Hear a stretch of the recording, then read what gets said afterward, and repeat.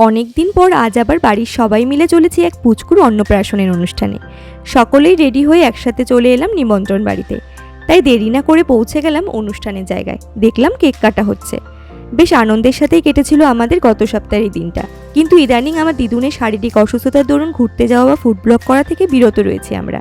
অনেকেই কমেন্ট করেছো, সেই প্রসঙ্গে জানিয়ে রাখলাম। আশা করি আগামী দিনে এই পরিস্থিতি থেকে বেরিয়ে আসতে পারবো। যাই হোক, আজকের এই অন্নপ্রাশনের রাজকন্যা সৌম্যসেনীর মামা ইন্দ্রজিৎ এই অনুষ্ঠানটি একা দায়িত্ব সহকারে পরিচালনা করে চলেছে। So big like for hero. বসে পড়েছি ডিনারের টেবিলে। এক রাজস্বিক আয়োজন বলতে পারো। কি নেই আজ মেনুতে? ভেটকি পাতুরি, চিংড়ি মালাইকারি, মাটন কষা সবই ছিল। আর খাবারের টেস্টও ছিল অতুলনীয়। সব শেষে ছিল কর্নেটো আইসক্রিম আর পান। সবাই মিলে খাওয়া দাওয়া সেরে পেট ফুলিয়ে নেমে পড়লাম নিচে। এখন ফেরার পালা।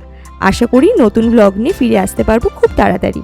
একটা লাইক ও সাবস্ক্রাইব করে পাশে থেকো তোমরা। আজকের মতো চলি, টাটা।